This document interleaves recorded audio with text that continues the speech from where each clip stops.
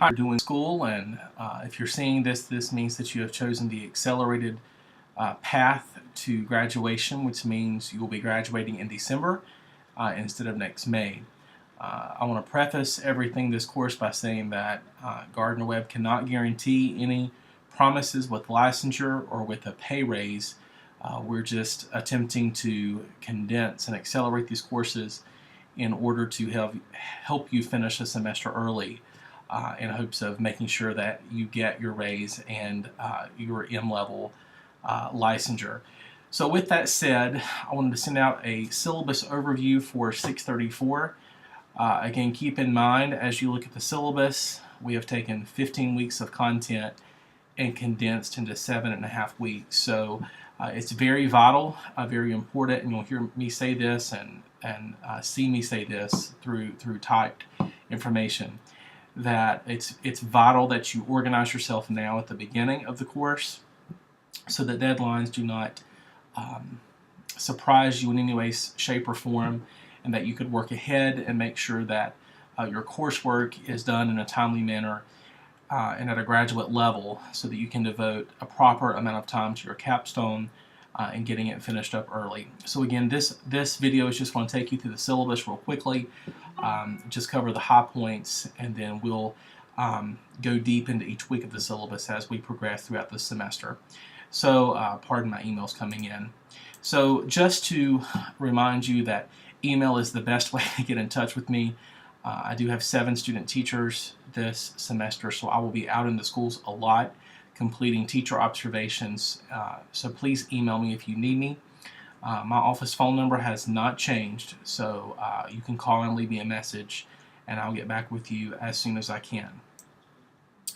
634, EDUC 634 is all about learning strategies for teaching all students in the 21st century classroom. As you are well aware, your student population is becoming more and more diverse in many ways, and the design of this course is to give you the strategies, some tools to add to your tool belt in order to reach every student that's in your classroom in an effective manner. So I'll scroll through some of the introductory information to bring you to this very important piece of information regarding your capstone.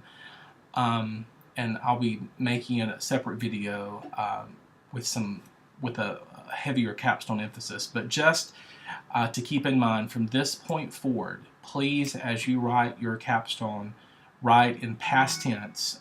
That is the tense that your capstone must be in before it's submitted for the final time to capstone, to task stream. So please make sure you're writing in past tense, and take some time in the beginning of the course to go back and make sure that chapters 1, 2, and 3 are in past tense as well.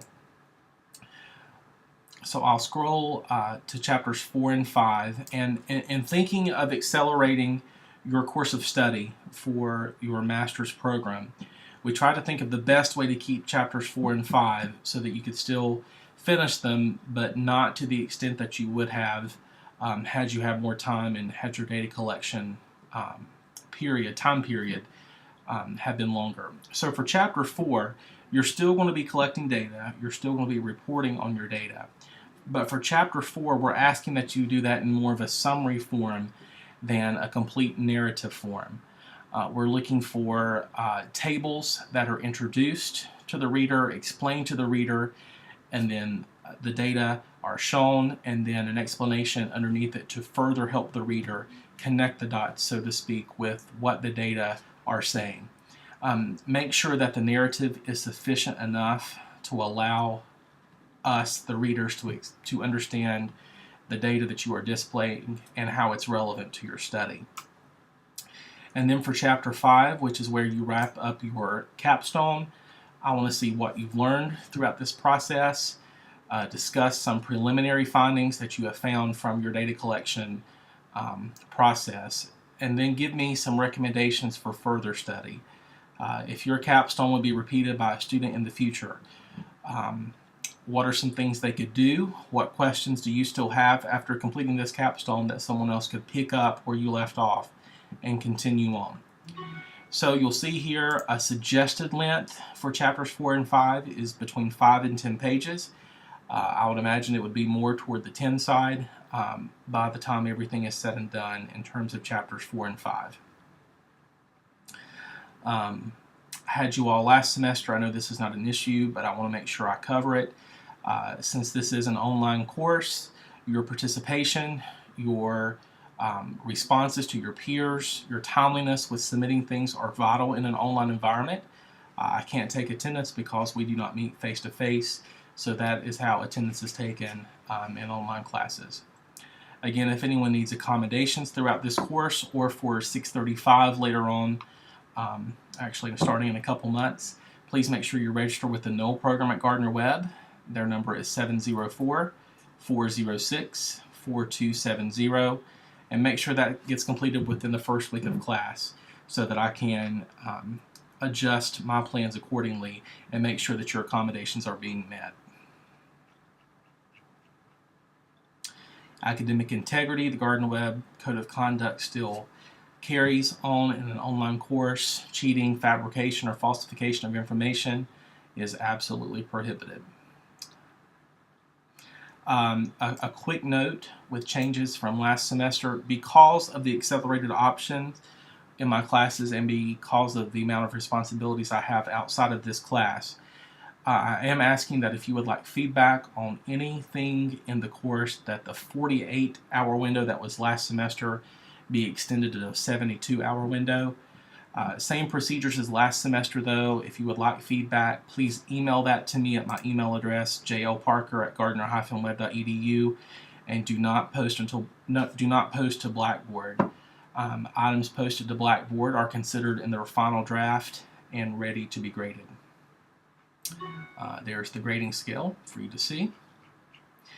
And then in the course design, excuse me, for this course, we try to be as explicit as possible in telling you exactly what is due, and then divide the classwork from the capstone work. So you will see how the class is going to flow. It does model a lot of things that we did in 633 in terms of group assignments and group presentations. The biggest thing you'll notice with this course in difference to 633 is Dr. Jennifer Putnam, who is the replacement for Dr. Jane King and has assumed the role of coordinator of the Master's Elementary Education program. We're going to be working with her class in terms of the group presentations. So you will notice on Blackboard there is a link to a Pearson presentation site. Basically what that means for you is my class is going to be doing half the Pearson presentations. Dr. Putnam's class is going to be doing the other half of the Pearson presentation. So that cuts the work and the reading by 50% for this class. So what this means is my class will take care of the first presentation, which is due by September 2nd. And then for group presentation number 2, which is the following week, a group of students from Dr. Putnam's class will take care of reading that information and designing that presentation. Once that presentation has been completed by Dr. Putnam's class, it will be uploaded to that website that you have access to so that you can view the presentation and complete the follow-up activity that group has designed for the presentation. And then we will continue to alternate between my class and Dr. Putnam's class for the remainder of the semester. So that's nice for you in that you get to collaborate with a class outside of your own. And it's also nice because it cuts your reading and your presentation time by half. A lot of this is self-explanatory and will be covered in tonight's Google Hangout.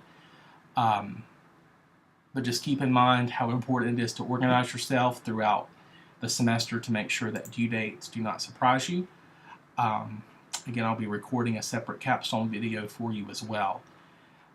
So that is a brief overview of the syllabus and the course outline. And of course, we'll get into this information a little bit deeper in tonight's Google Hangout. As always, if you have any questions or concerns, feel free to email me. Thank you.